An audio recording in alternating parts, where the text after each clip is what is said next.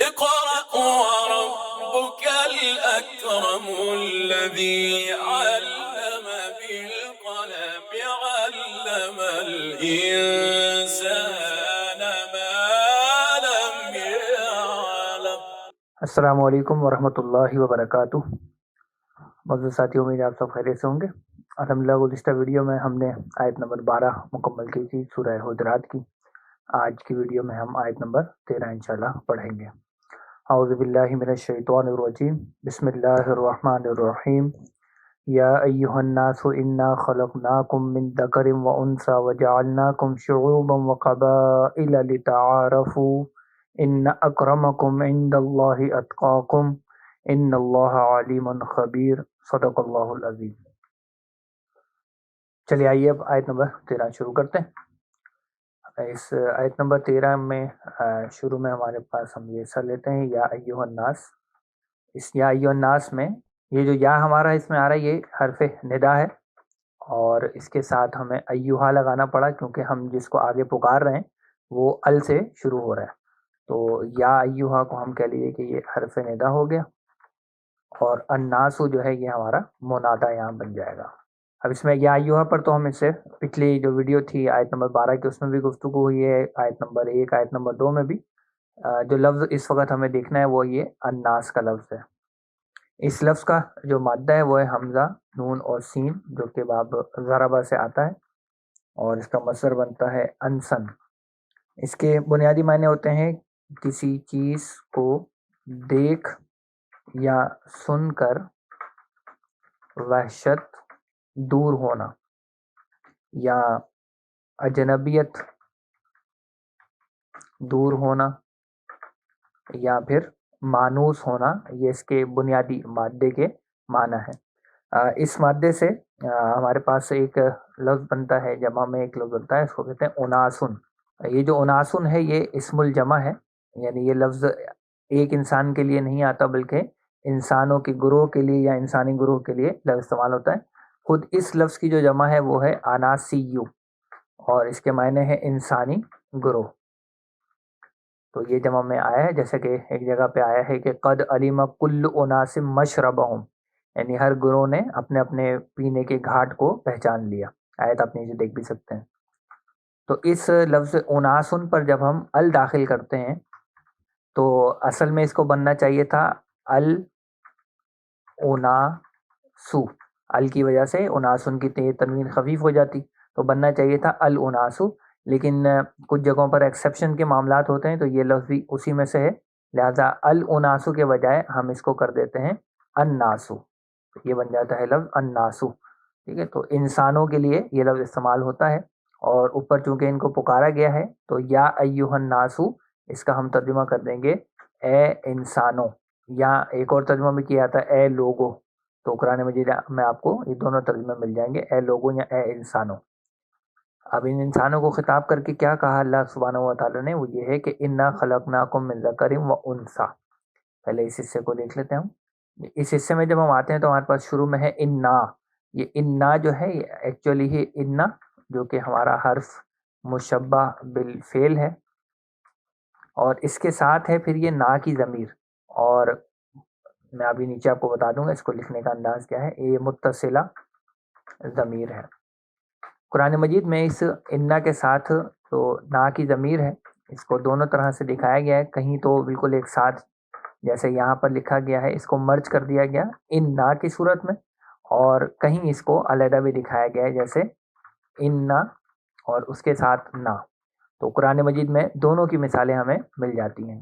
تو ان نا کی مثال اگر آپ دیکھیں گے تو آپ کو سورہ آل عمران میں ملے گی ربنا اننا سمعنا منادیا ینادی للایمان، اور اس کے مقابلے میں ان نا کی مثال دیکھیں گے تو وہ بکثرت ملے گی، جیسے یہ جو آیت ابھی ہم پڑھ رہے ہیں اس میں بھی آیا ہے، ہم سورۃ القدر میں دیکھتے ہیں تو وہاں بھی انا انزلناہ فی لیلۃ القدر، اسی طرح سورہ کوثر پڑھتے ہیں تو وہاں بھی انا اعطیناک الکوثر۔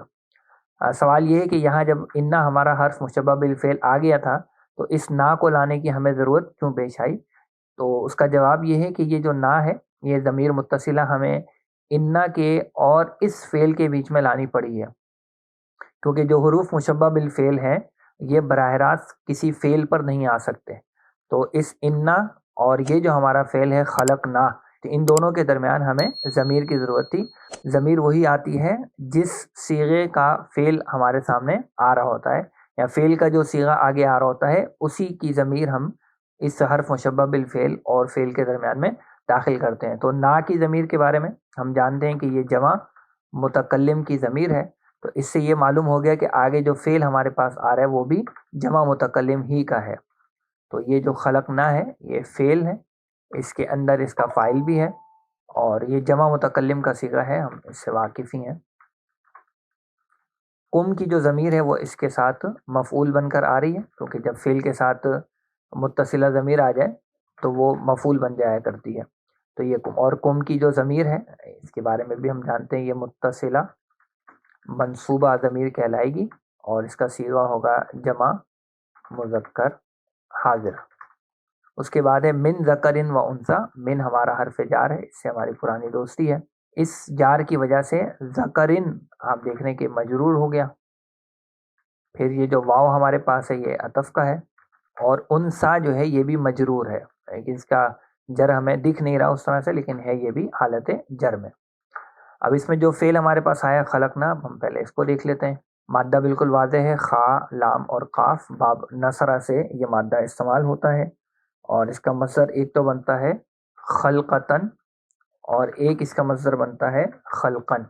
معنی بنیادی طور پر ہوتے ہیں پیدا کرنا یا عدم سے وجود میں لانا. بنیادی معنی پیدا کرنا، تخلیق کرنا، یہ اس میں آ جاتے ہیں.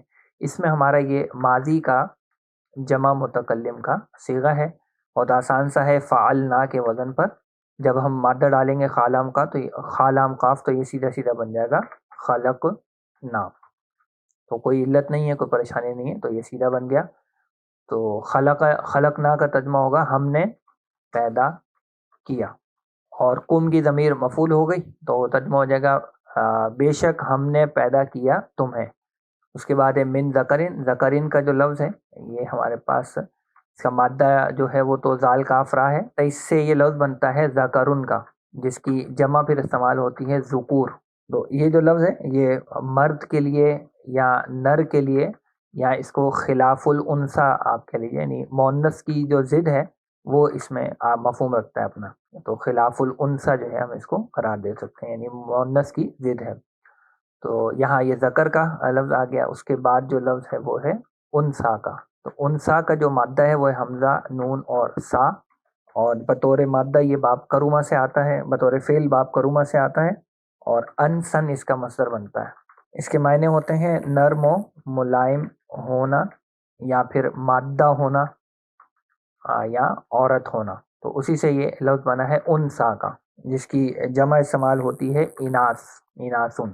تو جیسا کہ آپ دیکھیں گے سورہ شورى کے اندر آیت نمبر 49 میں یہ لفظ استعمال ہوا ہے یہب لمن یشاء اناثا و یہب لمن یشاء الذکور.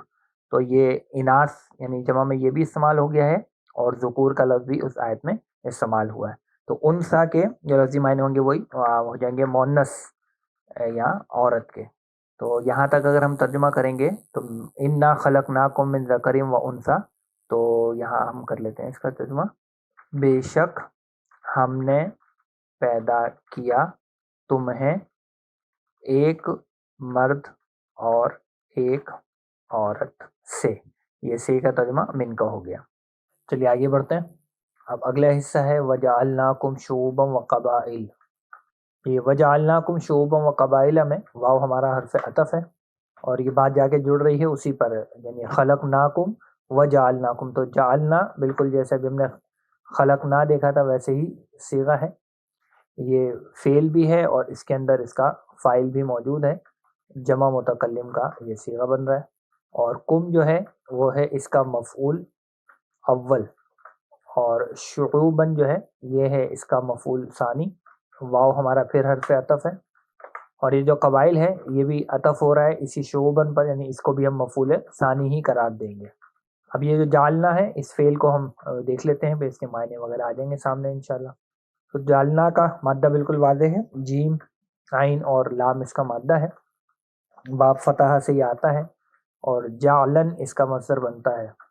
اس کے ایک معنی تو ہوتے ہیں بنانا، جو کہ یہاں پر استعمال بھی ہوا ہے. ایک اس کے معنی ہوتے ہیں رکھنا، جیسا کہ یہ استعمال ہوا ہے وَيَجْعَلُونَ أَصَابِعَهُمْ فِي آذَانِهِمْ، نیچے آپ آیت دیکھ بھی سکتے ہیں.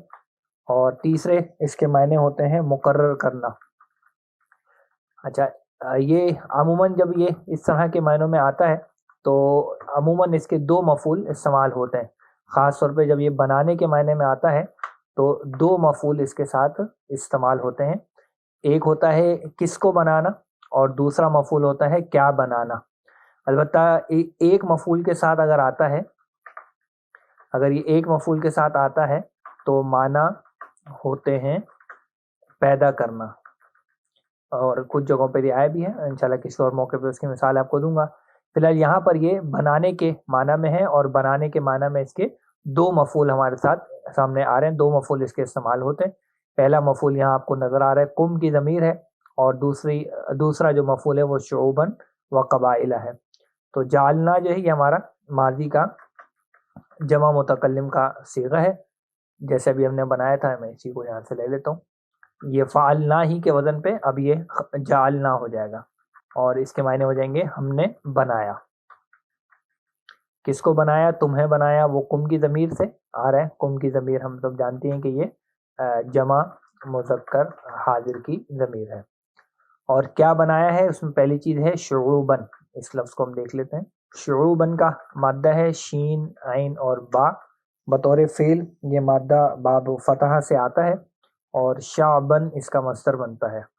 اس کے ایک معنی تو ہوتے ہیں جمع کرنا یا درست کرنا، اور دوسرے اس کے معنی ہوتے ہیں متفرق کرنا. یعنی یہ لغت ازداد میں آپ اس کو شمار کریں گے کہ متضاد معنی ہوا کرتے ہیں. تو بعض الفاظ عربی زبان میں ایسے ہوتے ہیں جن کو ہم کہتے ہیں لغت ازداد. میں لکھ دیتا ہوں آپ کے لیے، یعنی متضاد معنی وہ اپنے اندر رکھتے ہیں. تو جمع کرنے کے معنی بھی ہے، متفرق کرنے کے معنی بھی ہے. اس سے لفظ بنتا ہے ہمارے پاس شعبن. اس کی جمع استعمال ہوتی ہے پھر جو یہاں آئی ہے شعوبن.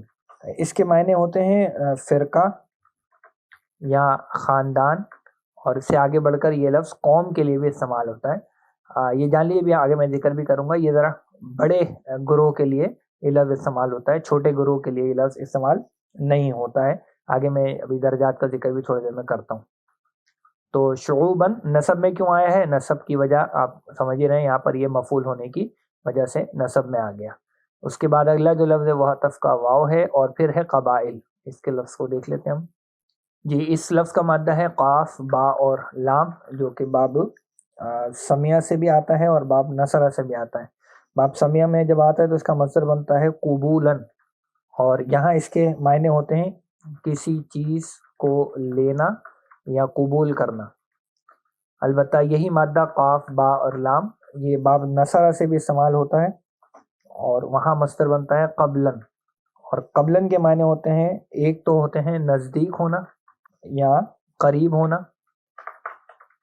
اور دوسرے اس کے معنی بنتے ہیں پہلے واقع ہونا، کسی چیز سے پہلے واقع ہونا. اور اسی سے لفظ قبل بنتا ہے جو کہ جا بجا استعمال ہوا ہے قرآن مجید میں، من قبلکم یا قبل الفجری یا قبل الظہری وغیرہ، اس طرح سے یہ لفظ استعمال ہوتا ہے. اس سے ایک لفظ بنتا ہے ہمارا قبیلتن، جس کی جمع پھر استعمال ہوتی ہے قبائلو. یہ غیر منصرف جمع بنتی ہے، اور اس کے معنی ہوتے ہیں ایک نسل کے افراد کا گروہ یا جماعت. اور قبیلے کا لفظ معروف ہے، اردو میں بھی ہم بولتے ہیں قبیلہ. اور اس کی وجہ یہ ہے کہ نسبی اعتبار سے ان میں دائمی قرابت ہوتی ہے، تو وہ قریب ہونے کا پہلو بھی اس میں آ جاتا ہے. تو نسبی اعتبار سے دائمی قرابت کی وجہ سے ان کو وہ قبیلہ پھر کہا جاتا ہے. تو اردو میں لفظ ہم قبیلہ ہی استعمال کرتے ہیں، معروف لفظ ہے، نہ مشکل نہیں ہے. تو اس کا اگر ہم ترجمہ کریں گے تو ہو جائے گا یہاں تک. اگر ہم اس کا کریں ترجمہ وَجَعَلْنَاكُمْ شُعُوبًا وَقَبَائِلَ، تو ہو جائے گا اور ہم نے بنایا تم کو قومیں اور قبیلے.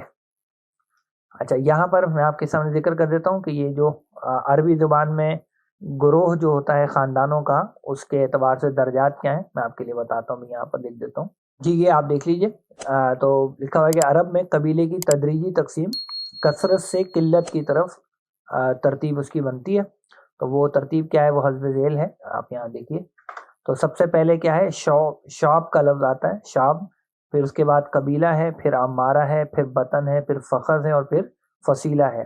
یہ کثرت سے قلت کی طرف، اور اس کی تصریح یوں کی گئی ہے کہ یہ جو طبقے ہیں انسانی خلقت کی ترتیب پر ہے، یعنی شعب جو ہے وہ سب سے عظیم تر حصہ ہے، شعب الراس، جہاں دماغ کے چاروں حصے جڑتے ہیں، کہ جمع ہونے کا بنیادی اس کا مفہوم تھا۔ اس کے بعد آتا ہے قبیلہ، اپنے اجتماع کی بنیاد پر قبیلۃ الراس، یعنی کھوپڑی کا وہ حصہ جو شاخ در شاخ ہوتا ہے۔ اس کے بعد پھر درجہ ہے عمارہ، جس کے معنی سینے کے ہوتے ہیں، پھر ہے بطن، پیٹ کے لیے، پھر فخذ جو کہ ران کے لیے آتا ہے، پھر ہے فصیلہ جس کے معنی پنڈلی کے ہوتے ہیں۔ تو یہ کثرت سے قلت کی طرف معاملہ ہے، زیادہ سے کم کی طرف۔ اور اس میں پھر مثال بھی یہ دی گئی کہ جیسے شعب جو ہے وہ ہے خزیمہ، اس میں قبیلہ ہے کنانہ، عمارہ اس میں ہے قریش، بطن اس کا ہے قصی، فخذ اس میں ہے ہاشم، اور فصیلہ ہے العباس۔ تو یہ اس ترتیب کے ساتھ آپ کو کثرت سے قلت کی طرف معاملہ آ رہا ہے۔ تو اللہ تعالیٰ نے بتا دیا کہ ہم نے تمہیں قومیں اور قبیلے بنایا ہے۔ اچھا، کس لیے بنایا ہے، اب آگے چلتے ہیں اس بات کی طرف جی۔ اس میں جو ہمارا لی ہے یہ ہے لام کئی کے معنوں میں، یعنی اس میں کئی اس کے ساتھ محذوف مانا جاتا ہے، یہ لام کئی ہے، اور اس لام کئی کی وجہ سے، اور لام کئی کیا ہے ہمارا، اصل میں ناصب مضارع ہے، اور اس ناصب مضارع کی وجہ سے یہ جو تعارفو ہے یہ مضارع منصوب ہو گیا۔ آئیے تعارفو کے لفظ کو دیکھتے ہیں۔ تعارفو کا مادہ ہے عین، را اور فا، اور مجرد میں یہ استعمال ہوتا ہے باب ضربہ سے، اور عرفانن اس کا مصدر بنتا ہے۔ اس کے معنی ہوتے ہیں کسی کو پہچاننا، اور یہاں پر یہ آیا ہے باب تفاعل سے۔ باب تفاعل میں اس کے معنی ہوتے ہیں ایک دوسرے کو پہچاننا، ایک دوسرے کو پہچاننا۔ اس میں یہ ہمارا مضارع میں جمع مذکر حاضر کا صیغہ ہے۔ باب تفاعل میں جمع مذکر حاضر کا وزن ہے تتفاعلون۔ اس تتفاعلون کے وزن میں ہم عین رافع ڈالیں گے تو بنے گا تتعارفون۔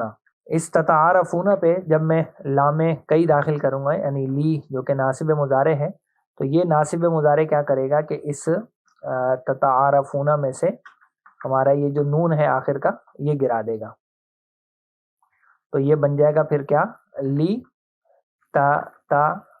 تعارفو۔ البتہ ہم دیکھ رہے ہیں کہ یہاں جو ہمارے پاس لفظ دیا ہوا اس میں دو تا کے بجائے صرف ایک تا ہے، تو اس کے لیے میں آپ کو پھر یاد دلانا چاہوں گا، ایک قاعدہ ہم نے اپنے پچھلے سبق میں بھی استعمال کیا تھا، اور وہ استعمال ہوا تھا آیت نمبر 12 کے اندر۔ وہاں ہم نے دیکھا تھا کہ ولا تجسسو، تو وہ جو تجسسو میں دو تا میں سے ایک تا گر گئی تھی وہ قاعدہ بھی، اور اس سے پچھلی والی آیت میں ولا تنابزو کے جو الفاظ تھے اس میں بھی یہی بات ہم نے پڑھی تھی۔ تو آیت نمبر 11 یا آیت نمبر 12 کی آپ ویڈیو دیکھ لیں گے تو اس میں یہ سبق، یہ بات، یہ قاعدہ آپ کو مل جائے گا۔ تو اس کی وجہ سے ہم جب اس میں سے ایک تا کو اور ہٹا دیتے ہیں تو یہ بن جاتا ہے لی تعارفو۔ میں یہ قاعدہ لکھ بھی دیتا ہوں، چلیں آپ کی سہولت کے لیے یہیں پہ دوبارہ بھی مینشن کر دیتا ہوں جی۔ یہ وہ قاعدہ تھا جو ہم نے سورہ حجرات کی آیت نمبر 11 کی ویڈیو تھی، اس میں یہ قاعدہ آپ کو بتایا بھی تھا۔ بہرحال یہاں پر یہ قاعدہ لگا اور یہ بن گیا لتعارفو۔ تو اس کا ترجمہ ہو جائے گا تاکہ تم آپس میں ایک دوسرے کو پہچانو، یہ اس کا ترجمہ ہو جائے گا۔ یہ آگے بڑھتے ہیں، اب اگلا حصہ ہم لیتے ہیں۔ اب اگلا حصہ ہے ان اکرمکم عند اللہ اتقاکم۔ اس میں جو ان ہے یہ ہمارا مشبہ بالفعل ہے، اسے پرانی واقفیت ہے ہماری۔ اس مشبہ بالفعل کی وجہ سے آپ دیکھ سکتے ہیں کہ یہ جو اکرمہ ہے یہ حالت نصب میں گیا ہے، اور یہ یہاں پر مضاف بن رہا ہے، اور یہ انا کا اسم بھی ہم اس کو کہیں گے کہ یہ نصب میں آ رہا ہے، اور جو کم ہے، کم کی ضمیر اس کا مضاف الیہ ہو جائے گی، اسم کے ساتھ ضمیر آتی ہے تو مضاف الیہ بنتی ہے۔ اور اندہ یہ ہمارا ظرف ہے، اور ظرف بھی مضاف بن کر آتے ہیں، اور لفظ اللہ جو ہے وہ اس کے لیے مضاف الیہ ہو جائے گا۔ اور اتقاکم جو ہے یہ اس میں لفظ اتقا جو کہ ہمارا وہ ہے مضاف، اور کم جو ہے وہ اس کا مضاف الیہ ہے۔ اور یہ جو اکرمہ اسم تھا، انا کا اسم تھا، تو اسی طرح اتقاکم جو ہے وہ اصل میں ہے انا کی خبر ہے. یا آپ اس اکرمکم اس پورے کو بھی آپ انا کا اسم قرار دے سکتے ہیں اور صرف اکرما کو بھی آپ قرار دے سکتے ہیں. اسی طرح اتقا جو ہے اس کو ہم انا کی خبر قرار دیں گے یہاں پہ. تو یہ بیسیکلی آپ دیکھیں گے تو جملہ اسمیہ تاکیدیہ بن گیا. کیا بن گیا؟ جملہ اسمیہ تاکیدیہ. انا سے شروع ہونے والا یہ جملہ ہے جس میں مبتدا اگر ہم کہیں گے تو اکرمکم ہے اور خبر ہو جائے گی اتقاکم، اور ان دلہ جو ہے ان دلہ یہ پورا کہلائے گا متعلقہ خبر. تو اس میں جو لفظ اکرما ہے آئیے اس کو دیکھ لیتے ہیں. اکرما کا مادہ بالکل واضح ہے، کاف را اور میم، جو کہ خود باب کروما سے ہی آنے والا لفظ ہے، اور کرامتن اس کا مصدر بنتا ہے. اس کے ایک معنی ہوتے ہیں بزرگ ہونا یا معزز ہونا، اور دوسرے اس کے معنی ہوتے ہیں مہربانی سے فائدہ دینا یا فیاض ہونا. کریم کا لفظ اس سے آتا ہے، سخی کے لیے استعمال ہوتا ہے. اس مادے سے یہ اسم التفضیل بنا ہے، اور اسم التفضیل کا وزن ہمارے پاس ہے افعلو. تو افعلو کے وزن پر جب ہم کاف را میم ڈالیں گے یہ بنے گا اکرمو، اور اس اکرمو پر جب میں ان لگا دوں گا تو یہ اکرمو سے اکرما حالت نصب میں چلا جائے گا، اور اکرما مضاف ہو گیا، کم مضاف الیہ. تو ان اکرمکم یعنی بے شک تم میں سب سے زیادہ عزت والا. یہ سب سے زیادہ عزت والا کا مفہوم کہاں سے آ رہا ہے؟ جی بالکل صحیح آپ نے پہچانا، اسم التفضیل سے. ابھی پورا ترجمہ کریں گے تو اور بات واضح ہو جائے گی. اس کے بعد اس میں جو لفظ آ رہا ہے وہ ہے اتقا. تو اتقا کے بارے میں بھی آپ دیکھ سکتے، بالکل آپ کو نظر آ جائے گا. یہ اسی طرح اسم التفضیل بن رہا ہے ہمارے پاس. اس کا بنیادی مادہ تو واو قاف اور یا ہے، لیکن ہم نے اتقو بناتے ہوئے یہ بات دیکھی تھی کہ اس کا یہ جو واو ہے اس کو ہم تا میں بدل دیتے ہیں. تو اصل میں تو وہی افعلو کے وزن پہ اس کو بننا چاہیے تھا او کا یو، لیکن اور یہاں پر ایک ہم ناقص کا قاعدہ ابھی آگے بھی لگائیں گے تو ہو جاتا ہے اوقا ہے نا. ابھی بتا دیتا ہوں کون سا قاعدہ ہے. یہ ہو جائے گا اوقا، لیکن یہاں پر ہم نے کیا کیا، واو کو تا سے بدل دیا ہے. تو اب افعلو کے وزن پہ جب ہم اس کو ڈال رہے ہیں تو یہ کیا بن رہا ہے؟ اب یہ بن رہا ہے ات قیو، ات قیو. اور یہاں پر آپ بہت آسان سا قاعدہ دیکھ رہے ہیں کہ یا ہمارا حرف علت ہے، اور حرف علت سے پیچھے زبر ہے. زبر کی دوستی بہت پرانی بات ہے کہ وہ الف کے ساتھ ہے، لہٰذا اس یا کو ہم الف میں بدل دیں گے. اس کو الف میں بدلنے کا ایک طریقہ تو یہ تھا کہ میں اس کو بالکل الف اس طرح لکھ دیتا، لیکن قرآن مجید کے رسم الخط میں اور عام عربی کے اندر بھی اس کا خیال رکھا جاتا ہے کہ یہ جو یا ہے اس کو جب ہم الف میں بدلیں تو یا کی شکل چھوڑ دیں اور اس کی جگہ پہ ہم کھڑا زبر یہاں استعمال کر لیں، تو یہ بن جاتا ہے اتقا.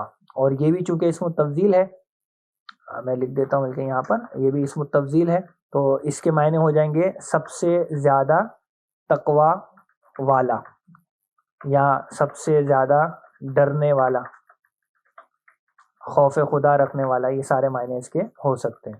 تو اتقا جو ہے یہ ہمارا مضاف ہو گیا، جیسا کہ یہاں میں نے آپ کو بتایا اتقا مضاف ہو گیا، اور کم پھر اس کا مضافل ہے.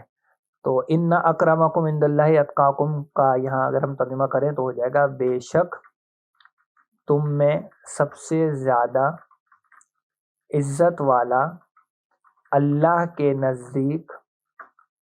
اب آپ بریکٹ میں سمجھیں، اس کو معذوف سمجھیں، یعنی وہ ہے جو تم میں سب سے زیادہ تقوی والا ہے، یا جو سب سے زیادہ اللہ سے ڈرنے والا ہے. تو یہ اس کا ترجمہ ہو گیا. آئیے اب آیت کے آخری حصے کی طرف چلتے ہیں جو کہ بہت آسان سا ہے. جی آخری حصہ اب ہمارا ہے ان اللہ علیم خبیر. تو یہ حصہ بھی بہت آسان ہے. اس میں انا وہی ہمارا مشبہ بالفعل ہو گیا، اور اس مشبہ بالفعل کی وجہ سے لفظ اللہ جو کہ انا کا اسم بن رہا ہے وہ حالت نصب میں آ گیا، اور علیم اور خبیر یہ دونوں خبریں ہو گئی. تو خبر اول یہ ہو گئی، اور خبیر جو ہے وہ خبر ثانی ہو جائے گی. آسان سا اس کا ترجمہ ہے، اور اس میں کوئی ایسی مشکل شے نہیں ہے. علیم کا لفظ علم سے بنا ہے. اچھا یہ دونوں جو ہیں وہ مبالغے کے صیغے ہیں فعیل کے وزن پہ. فعیل کا ہمارا وزن ہے مبالغے کا، اس پر یہ آ رہے ہیں دونوں الفاظ. تو اگر علیم کا ترجمہ کریں گے تو کیا ہو جائے گا؟ علیم مسلسل جاننے والا. اور خبیر کا ترجمہ کر دیں گے مسلسل باخبر. یا مسلسل خبر رکھنے والا، یہ دونوں ترجمہ ہو سکتے ہیں۔ تو اس حصے کا ترجمہ آسان سا ہو جائے گا، بے شک اللہ مسلسل جاننے والا، مسلسل باخبر ہے۔ اس کا ترجمہ آسان سے یوں بھی کر لیتے ہیں، خوب جاننے والا، خوب باخبر ہے۔ اور ہم چونکہ اس کو بنیادی اس سے دیکھا ہے تو اس لیے ہم نے مسلسل کا لفظ لکھ دیا، کیونکہ فعیل کے اندر دوام کا عنصر ہوتا ہے۔ تو یہ آیت ہو گئی مکمل۔ آئیے اس کا ایک جگہ پہ ترجمہ جمع کرتے ہیں جی۔ تو یہاں ہم اس کا ترجمہ کرتے ہیں تو یہ ہو جائے گا، اے لوگو یقیناً ہم نے تمہیں پیدا کیا ایک مرد اور ایک عورت سے، اور ہم نے تمہیں بنایا قوموں اور قبیلوں میں۔ یہاں اور ہم نے تمہیں بنایا قومیں اور قبیلے، یوں بھی کر سکتے ہیں، قومیں اور قبیلے، تاکہ تم ایک دوسرے کو پہچانو۔ بے شک تم میں سب سے زیادہ عزت والا اللہ کے نزدیک وہ ہے جو تم میں سب سے زیادہ تقوی والا ہے۔ بے شک اللہ خوب جاننے والا، خوب باخبر ہے۔ یہ الحمدللہ اس کا ترجمہ ہو گیا۔ بنیادی بات جو اس آیت میں ہے وہ یہی ہے کہ تمام انسانوں کے درمیان جو وحدت آ سکتی ہے وہ کیسے آ سکتی ہے، اس کے لیے اللہ تعالیٰ نے بتا دیا کہ ایک تو ہم نے تمہیں پیدا کی ہے، یعنی تم سب کو پیدا کرنے والا ایک اللہ ہے، اور دوسری بات جو وحدت پیدا کرتی ہے سب انسانوں میں وہ یہ کہ تمہارے اولین والدین وہ ایک ہی ہیں، آدم اور حوا۔ اور اس کے بعد بتا دیا کہ جو قومیں، قبیلے اور انسانوں کے جو مختلف گروہ دنیا میں موجود ہیں وہ ہرگز عزت کا معیار نہیں ہے، بلکہ وہ اس لیے ہیں کہ تم ایک دوسرے کو پہچانو۔ باقی عزت کا معیار اللہ کے نزدیک کیا ہے؟ وہ ہے تقوی۔ اور یہ بات اللہ کے رسول صلی اللہ علیہ وسلم نے خطبہ حجۃ الوداع میں بھی بیان فرمائی تھی کہ کلکم بنو آدم و آدم من تراب، کہ تم سب کے سب آدم کی اولاد ہو اور آدم کو مٹی سے پیدا کیا گیا تھا۔ اور پھر اللہ کے رسول نے یہ بھی فرمایا صلی اللہ علیہ وسلم کہ عربی کو اجمی پر، اجمی کو عربی پر، کالے کو گورے پر، گورے کو کالے پر کوئی فضیلت حاصل نہیں سوائے تقوی کے۔ تو یہ تقوی ہی ہے جو عزت دینے والا ہے، اور بے شک اللہ تعالیٰ ظاہر کو بھی جاننے والا ہے، یہ علیم کے اندر مفہوم ہے، اور باطن کو بھی جاننے والا ہے، ہمارے معاملات کے بارے میں خوب باخبر ہے۔ تو آج کی ویڈیو کو یہیں رکھتے ہیں۔ الحمدللہ آیت نمبر 13 ہم نے مکمل کی ہے۔ ویڈیو آپ کو پسند آ رہی ہے، سمجھ میں آ رہی ہے تو کامنٹس کے ذریعے سے مجھے آگاہ ضرور کیجیے گا۔ اللہ تعالیٰ ہم سب کو قرآن مجید کو سمجھنے اور اس پر عمل کی توفیق عطا فرمائے۔ آج کی کلاس یہیں تک رکھتے ہیں۔ جزاکم اللہ خیر۔ سبحانک اللہم و بحمدک، نشہد ان لا الہ الا انت، نستغفرک و نتوب الیک۔ السلام علیکم ورحمۃ اللہ وبرکاتہ۔